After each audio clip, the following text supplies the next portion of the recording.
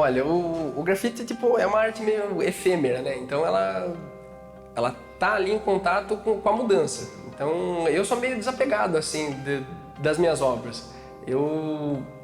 Na pré-história, né? Os caras tinham um lance que chamava magia simpática, que os caras iam no ponto mais isolado da caverna, faziam as obras dele para ninguém ver. Então, assim, eu peguei até um costume de fazer obras em lugares meio remotos, assim, e não tanto no centro da cidade, assim. Então, na verdade, a maioria das minhas obras eu faço quando eu tô com tempo, assim, para fazer. Para mim, geralmente eu faço para mim mesmo, sabe? Então, o resultado se agrada os outros, assim, é uma consequência, porque geralmente para mim é uma terapia, sabe? Aquela catarse de você ter que fazer a obra ali.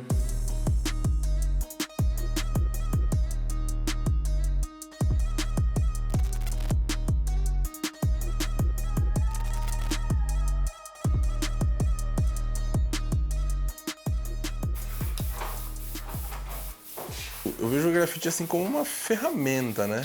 Ele é uma das formas de expressão da cultura hip hop, né? A cultura hip hop ela aborda o b-boy, o grafite, né? O rap e as ramificações disso, né? Tipo o DJ, o beatbox, né? Tudo isso faz parte da cultura hip hop. O grafite é também, dentro da cultura hip hop, uma forma de se expressar, né?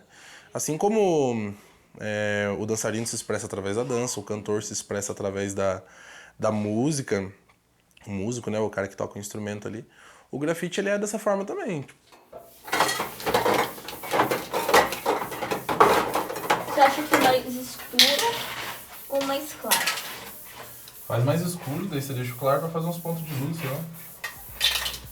Quando o picho surgiu, quando essa linguagem de expressão surgiu, foi na ditadura, né?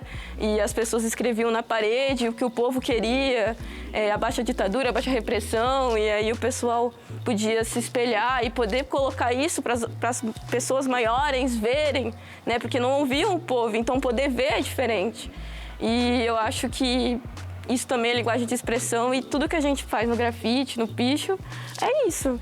Então, poder colocar a nossa linguagem na parede é poder falar com as pessoas de uma forma diferente. O grafite mesmo, como uma expressão da metrópole e tal, ele é uma coisa recente, né? Ele vem assim, né? Embora a principal referência seja lá nos Estados Unidos e tal, mas já tinha em outros lugares do mundo, também tinha outras manifestações, mas ele vem como movimento mesmo, mais ou menos década de 80, mas no Brasil vai demorar mais para pegar. Saca? No interior, então, muitíssimo mais, é só nos 2000.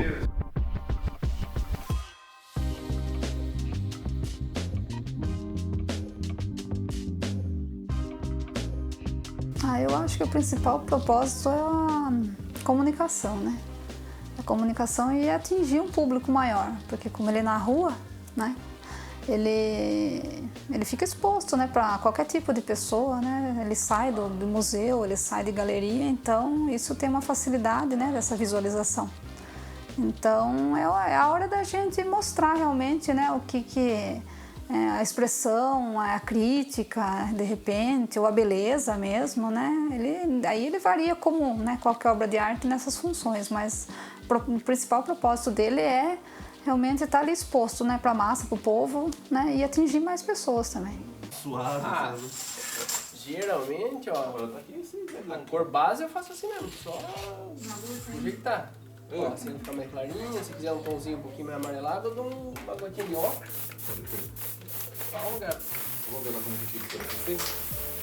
Então assim, o grafite, ele é meio que a arte talvez uma das mais diretas, assim. No meio da rua, você pode encontrar, né, quando você vai para um teatro, é diferente de você ver um grafite na rua. Ela é mais, podemos dizer assim, invasiva, né? Então ela tá ali para todo mundo que quer ver. Tipo, quando a gente fala a palavra arte, assim, é um termo muito geral, assim, eu considero. Tipo, às vezes, na mentalidade das pessoas, o artista é aquele cara que só que pinta, tudo. Só que tem N profissões que tratam de pontos específicos, assim, da arte, que também são importantes, né, para um trabalho acontecer. Por exemplo, no cinema, né? Quantos profissionais que tratam de som, luz, né, imagem, fotografia. Então eu gosto porque é uma das características, ele é meio invasivo. Eu acho que a arte é uma forma de expressão que às vezes você não precisa compreender, mas ela muda seu dia. Mesmo que você não entenda, você veja só um desenho, ela muda ela te inspira. Se você tá passando na rua e vê um grafite legal, de repente você não entendeu a mensagem, mas isso lá no seu subconsciente você vai te inspirar para fazer alguma coisa que você goste, pode ser para cantar. Eu acho que passa isso e é uma forma da gente fugir um pouco também do caos, né? Então a arte ela ajuda a gente nisso, assim, de fugir dos problemas, exatamente do caos. Então, assim, só de você sair da sua casa, você faz, às vezes você vai pro seu trabalho, eu trabalho em outra cidade. Às vezes eu vou 4 vezes pro lugar, eu vou e volto, sabe? Só nesse caminho ter alguma coisa que melhora o meu dia, eu acho que já é algo diferente. Eu já chego diferente no trabalho, né? Então, o grafite, assim, como ela é uma arte, né, eu comentei, ela é até invasiva, porque ela tá ali para quem quiser ver, né? Se tivesse mais esses tipos de trabalho, nossa, ia ser fantástico, né? Ver aquilo ali, seja só um espectador, talvez, que veja aquela arte na rua, ele vai receber provavelmente um conforto através de uma arte, um confronto através de uma arte. O cara ali que é meu cliente, que contratou meu trabalho, ele vai ter ali um ambiente muito mais bonito, fora do clichê, uma parede cinza, sem graça, né? É um ambiente ali com muito mais cor, muito mais vida, né? Então, na minha opinião, é isso, cara. Só benefícios, assim, né? De modo geral. Tanto pra mim, que tô me expressando, colocando ali o meu trabalho. E eu tenho comigo uma meta pessoal, assim, de acabar um trampo e falar uau, sabe? Assim, de realmente eu gostar do trabalho, né? E não só fazer aquilo ali, pô, por uma mera venda, né? Eu tenho que gostar, achar foda. Então, desde criança, eu sempre, né? Essa habilidade minha, eu sempre treinei muito ela. Mas profissionalmente mesmo assim foi mais na época da faculdade, que eu tive bons professores assim, e eles pediam muito trabalho assim nessa parte de arte urbana, que a gente tem que pesquisar biografia de artistas famosos assim. Daí que foi algo que me cativou assim o grafite. E só que uma boa influência que eu tive aqui da cidade foi o Monge. Então, eu acho que a gente foi se conhecendo, assim, aos poucos, mas até porque ele era muito mais novo que eu, né? Agora ele deve ter uns 20 e poucos anos, né? Meninão e tal. E eu já tava, né, no rolê e tal faz tempo, então eu lembro, assim, de um momento específico, eu fiquei até bem, assim, impressionado com o trabalho dele, porque foi um evento que teve ali no túnel, né, ali perto do Convívio ali, né, no túnel do Convívio, dos quiosquinhos, e aí eu pintei uma mulher ali, com o coração na mão, assim, esse foi 2015, e eu tava lá em Minas já, eu tinha acabado de mudar pra Minas, foi 2016 ou 2015, acho que foi 2016, memória de milhões, né, mas aí eu lembro que eu pintei esse trabalho e ele fez um daqueles monstros dele e ficou sensacional, eu fui lá falar com ele, ô Monge, beleza? Deu, pô, você é o Bidu, né? E tal. E ele, meninão, assim, já pintando muito, assim, muito massa mesmo, assim, um trabalho muito legal. Dele, pô, mano, você me inspirou. Que isso, dele? Mano, eu comecei porque eu comecei a ver seus trampos. Eu, pô, você tá zoando. Não, daí já dei um abraço, eu sou meio mantendo, fico meio emocionado. Que massa e tal. Fiquei felizão, mas esse foi o momento onde eu soube que ele gostava e tal. Primeiramente no papel. Depois eu fui, no meu trabalho tinha aquela lousa de giz, né, grandona que pintaram lá, e eu arrisquei fazer umas artes lá. Aí eu gostei, né, foi aí que eu comecei a pintura realmente em parede. Aí eu falei, que legal, eu vou tentar passar uma das minhas mandalas então para a parede, né. Aí foi aí que eu pintei aqui na entrada de casa, que foi, acho que a primeira mandala que eu pintei na parede. Aí desde então aí eu tomei gosto, eu não parei mais. Cara, eu tinha nessa época 6 anos. E antes dos 6 anos, né, antes de entrar na escola, eu já me lembro de mim desenhando. Então, sei lá, cara, muito natural, assim. Aí o fato mais marcante, no primeiro dia de aula, tava lá na nossa grade, né, que a gente ia ter naquele dia aula de artes, e eu todo, né, pô, aula de artes, né, da hora, vamos desenhar. A professora de artes chegou o horário, né, a professora de artes entrou na sala. Aí ela se apresentou e começou a falar, e aí ela começou a falar, e nada da gente desenhar. E eu lá aqui, né? Pô, quando que a gente vai desenhar? Eu lembro que eu abri o caderno na contracapa, assim, e comecei a fazer um desenho com ela falando já, assim. Isso, e eu tava quase lá no fundo, assim, escondido atrás de uma aluna, assim, tal, desenhaninho, assim. E naquela época era muito assim, né? Tipo assim, tinha que ter autorização da professora pra tudo, né? Ela não tinha mandado abrir o caderno, não tinha mandado desenhar nem nada. E eu lembro até hoje, cara, o desenho, eu tava desenhando como se fosse uma máscara havaiana, assim, sabe? Era um formato meio geométrico, assim, losango. Daí eu lembro que eu fiz uns olhos em triângulo, pintei de marrom, fiz uma sobrancelha meio que em zigue-zague, sabe? Eu tenho essa fotografia, assim, na mente. Isso aí é totalmente freestyle. Aí a professora falou assim, agora a gente vai desenhar. Aí uma mãe de aluno que tava atrás de mim, que tava com o filho no colo, porque era o primeiro dia de aula, o menino não quis ficar sozinho na sala de aula. Ela me dedou, cara. Ela falou assim, esse daqui já tá faz tempo. Mas ela falou de boa, assim, né? Aí eu lembro que, né, aquele medo que a gente tinha de professor na época, coloquei o lápis em cima da mesa, assim, abaixei a cabeça. E a professora veio. Saltão, assim, no corredor. Luiz Antunes, assoalho de madeira, né?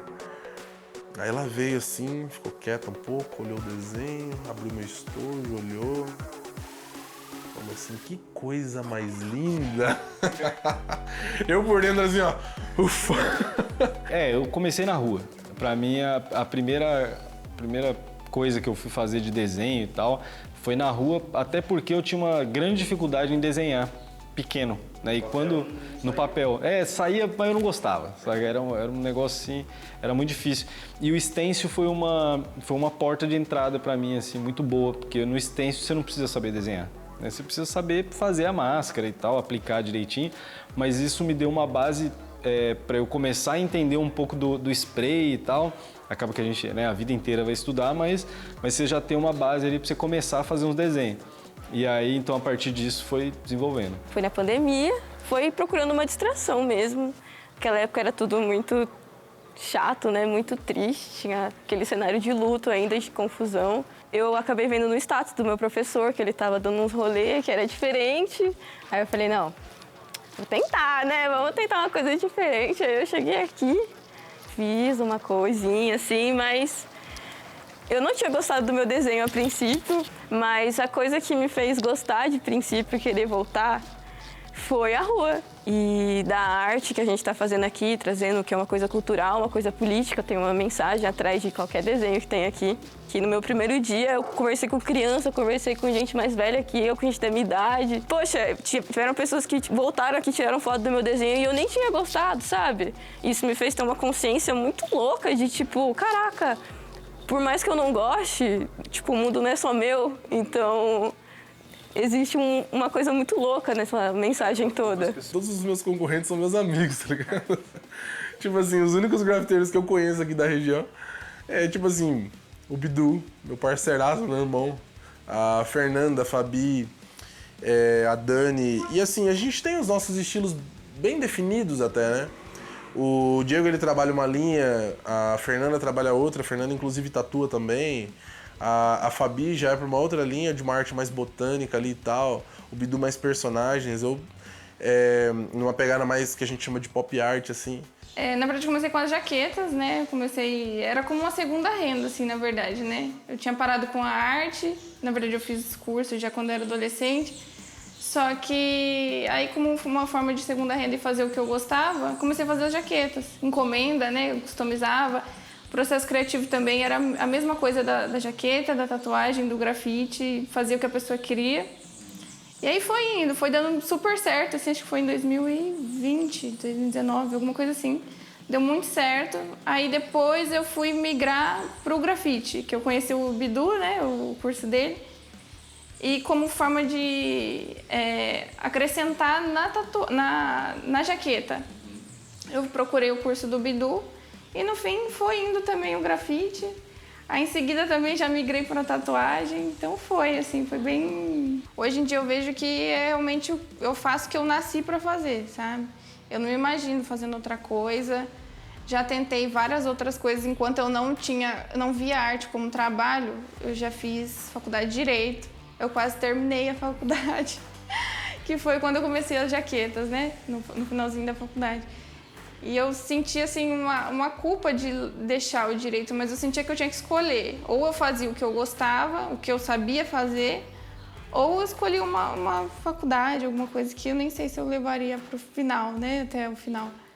Então hoje eu realmente faço o que eu acho que eu nasci para fazer e para mim é gratificante porque eu não sou muito de falar, mas eu sei que a minha arte ela vai falar por mim.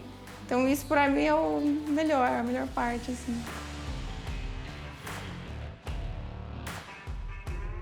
Tipo assim, a prefeitura ela vai procurar trazer nesse sentido do entretenimento e da cultura o que a população gosta. Tipo assim, a Anitta tá estourada. Os caras vão querer trazer a Anitta pra cá. A prefeitura tende a olhar pro que o povo gosta, né? Eu acredito que a gente gerando interesse público pelo grafite, o pessoal entendendo o contexto, o que é, como funciona, acho que a gente consegue também atrair um olhar por parte dos poderes, assim, né? Por parte do governo, vamos dizer assim, pro nosso trabalho. Logicamente que não precisa esperar que a população toda conheça para tentar acessar os caras. Sobre o interesse público no grafite, a gente entendeu que na nossa micro-região já tinha uma cena das pessoas que estavam apreciando essa arte. Muito pelo exemplo da Casa Grafitada de Laranjal Paulista. E pelo fluxo dos ciclistas que vinham aqui, principalmente na zona rural das nossas cidades, e eles vinham passando, paravam, tiravam foto, né? Mas a gente está tendo muito sucesso com isso, porque as pessoas estão despertando interesse, as pessoas estão frequentando o lugar. Então é um próximo passo, né? E para algum projeto público funcionar, ele sempre tem que vir ao contrário. A prefeitura tem que dar o apoio, tem que dar a sustentação, os amantes da arte têm que dar esse apoio, essa sustentação, mas a população tem que trazer essa demanda. Quando a gente tava vendo o negócio que era para pintar o pontilhão que vai para a rodoviária lá, numa das conversas que eu fui lá, que eu fui na prefeitura, tudo conversar, os caras estavam cotando com o Cobra para fazer. Beleza, é o Cobra, é um dos melhores do Brasil, não tem o que ver. Mas o trampo do cara é 300 mil reais. Um trampo nem tão grande assim. O evento que eu participei, por exemplo, em 2015, tinha bastante gente de fora. Foi muito legal, foi um momento onde pessoas, né, que pintavam muito bem vieram pra cá e tal. E pra mim foi ótimo, né? Eu tava lá longe, vim pra cá pintar e tudo mais. O que eu senti falta foi uma continuidade, sabe? Uma coisa que pegasse... Às vezes não precisava nem trazer tanta gente tão boa, né? O que é legal, não tô dizendo que não é legal, é legal. Mas eu prezo mais por pegar essa molecada que tá na cidade e falar pra eles, mano, não se importa que o seu trabalho não é tão desenvolvido quanto desse monstrão, desse... Porque é assim, é um processo, né? Você não vai começar já sendo, né, pra falar o que todo mundo cita, né? Você não vai começar que nem o Cobra, né? Não, calma, né? Mira um pouco na sua coisa, né? No que você faz e vai gradativamente.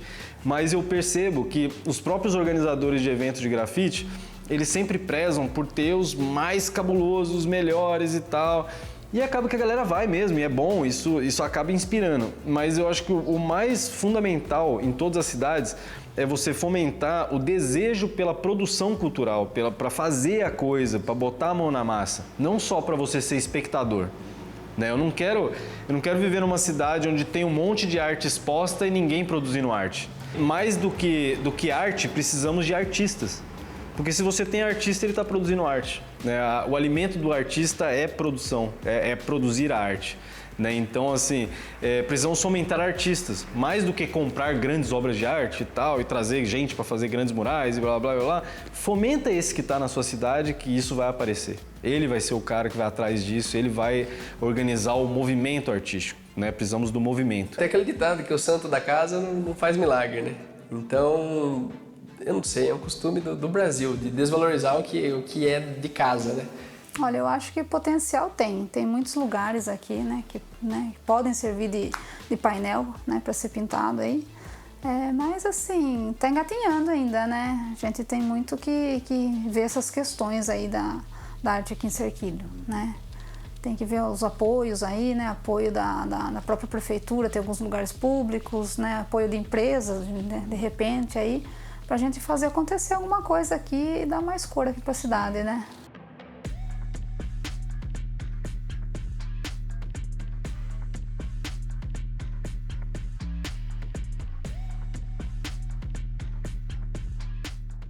Uma palavra que eu detesto é dom, sabe?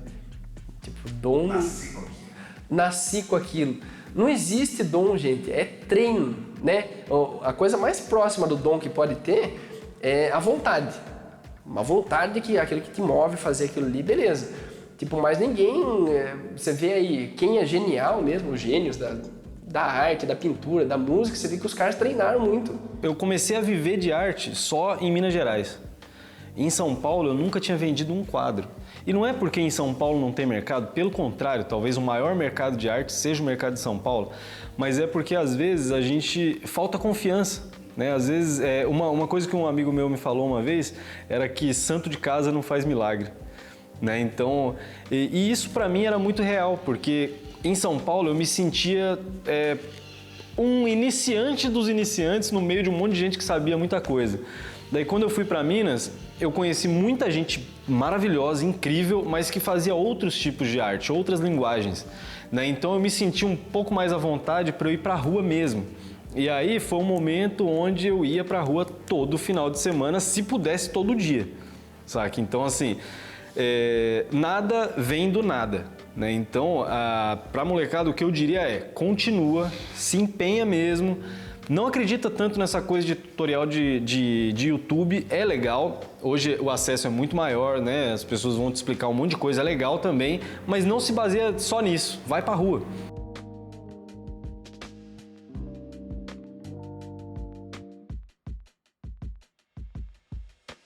A galera fala pra mim, mas eu não faço porque eu não tenho material. Mano, você tá se enganando, sabe? Dá pra você fazer grafite com tinta de terra, dá pra você fazer grafite com o dedo, sabe? Eu já fiz coisa com o resto de tinta que eu achei na rua, sabe? Que não foi uma vez só, não, foi um monte, sabe? Caçamba, molecada do grafite, todo mundo do grafite pega material em caçamba, sabe? Que você vê lá, acabou uma reforma, dá uma olhadinha, às vezes tem um resto numa lata lá que você consegue fazer um fundo, sabe? Mas eu não tenho spray. Pô, tanto de gente que faz trampo sem spray, saca? Galo, vê o trampo do Galo, ele não usa spray. Sabe? Vocês vão pirar, sabe? O cara é genial. Você não pode ter desculpas. Você tem que falar, eu quero fazer isso, então eu vou fazer primeiro com os meios que eu tenho e à medida que eu for conquistando, eu vou conquistar aqueles meios que eu gostaria de ter. E a coisa vem. Eu usei caneta, usei spray, usei tinta acrílica e foi feita no spray e no pincel junto. Foi bastante coisa que eu usei e eu quis experimentar mesmo. Eu tava aqui de boa. Eu me diverti muito fazendo e eu acho isso importante.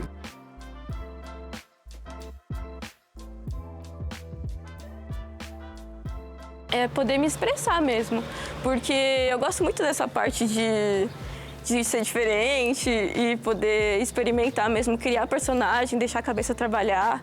Eu tenho uma ligação, eu acho, com a minha Dani pequena, a minha versão jovenzinha, sabe, pequena, e eu gosto de deixar ela viver, e o grafite ele faz isso comigo, então ele me dá muita liberdade.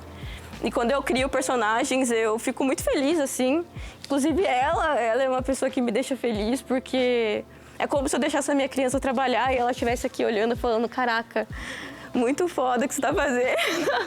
Então eu fico feliz pra caramba. Ela é emoção, ela é sentimento. Quando você, como artista, você tem que fazer essa ponte entre o espectador, né, e a arte. Essa é a nossa função. Termina um trabalho, a pessoa olha, né, e geralmente a parede ela é grande, né, e causa aquele choque. A pessoa ela se sente um pouco parte daquilo, né, dentro da obra também, principalmente se for assim uma coisa grandiosa, né, aí é fantástico.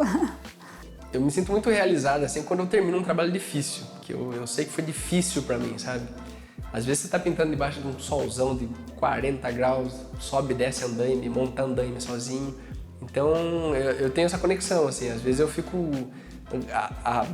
parece que a minha obra rouba um pedaço de mim, assim. Então às vezes eu termino um trabalho que eu tô exausto, assim. Não vejo a hora de ir embora, só que às vezes eu não consigo ir embora. Fico um tempão ali, sabe, olhando, fico, nossa, que top.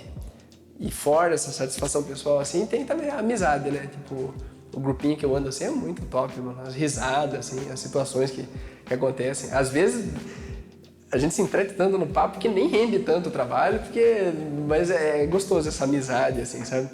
E o reconhecimento, né? Tipo, quando a pessoa vê e fala, nossa, ficou melhor do que eu imaginava, ficou perfeito, cara. Né? Essa valorização, assim, é essa palavra. Eu sempre uso o lance de valorizar como uma profissão, o artista também é um trabalhador. É um outro tabu que a gente fica trabalhando aqui para poder quebrar. Eu falo que a gente que trabalha na Secretaria de Cultura, principalmente, mas antes de trabalhar na Secretaria de Cultura, eu fui fruto de onde eu trabalho. Fui aluno de capoeira, fui aluno de teatro e antes de tudo a gente trabalhava com isso. A gente se empenhou para fazer isso. Eu, para receber o meu primeiro cachê, eu tive que trabalhar por 10 anos de graça para mostrar o meu trabalho, né? Só que a gente entende que a gente está abrindo um mato no peito aí para as próximas pessoas que estão vindo.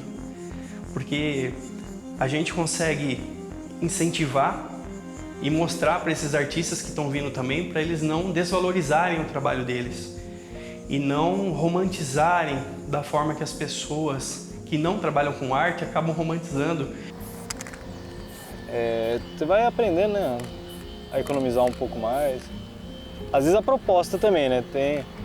Se é muito preenchido, não tem pra onde fugir. Se você quer mesmo blocadão, precisa preencher. E se não tiver latex no fundo?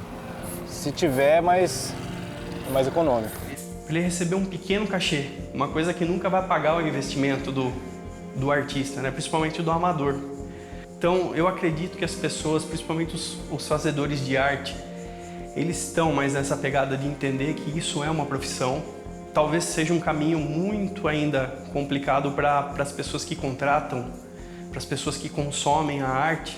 Na maioria das vezes a gente não trabalha com o que é palpável, então talvez seja por isso que a gente talvez não apresente alguma coisa fisicamente concreta, que as pessoas entendam que isso não é uma profissão. A molecada, ela tá mais propensa a querer ser artista. A gente consegue observar e falar, tem mais gente, tem gente que vive disso. Eu consigo vislumbrar uma possibilidade de sobreviver mesmo. Antes era só, você vai ser artista? Porra, velho, né? Não dá, saca? Ou você nasce numa família quatrocentona de São Paulo, né? Tipo, eu sou neto da Tarsila, né? Eu vou estudar na Belas Artes, ou é muito difícil, né? Então, hoje eu acho que é mais propício porque o pessoal entendeu que a rua é a galeria do artista sem galeria. Sabe? É a galeria daquele que não tem acesso. Então, se eu dependesse de expor numa galeria, posso até dizer que eu nunca expus numa galeria. Eu já expus em espaços culturais, em museu e tal, mas assim, né, em galeria mesmo, essas galerias privadas e tal, eu nunca expus. Então, se eu fosse depender disso, eu ia morrer de fome. Sabe? Se não fosse a rua, se não fosse as paredes aí da rua, as paredes públicas principalmente, eu não seria artista hoje. Saca? Porque, como, né, diz o Baldo Ribeiro, o poeta come, né? Então, se eu não tivesse grana para pagar meu aluguel, né, comer, viajar e tal, fazer as coisas que eu preciso fazer, né, eu não teria continuado. Então, eu acho que tem essa diferença nos dias de hoje, assim, a gente consegue ter mais pessoas fazendo, então isso inspira mais gente, dá para perceber que é possível.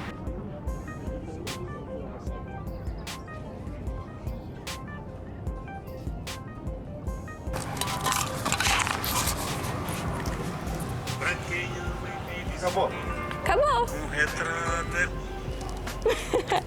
Obrigada!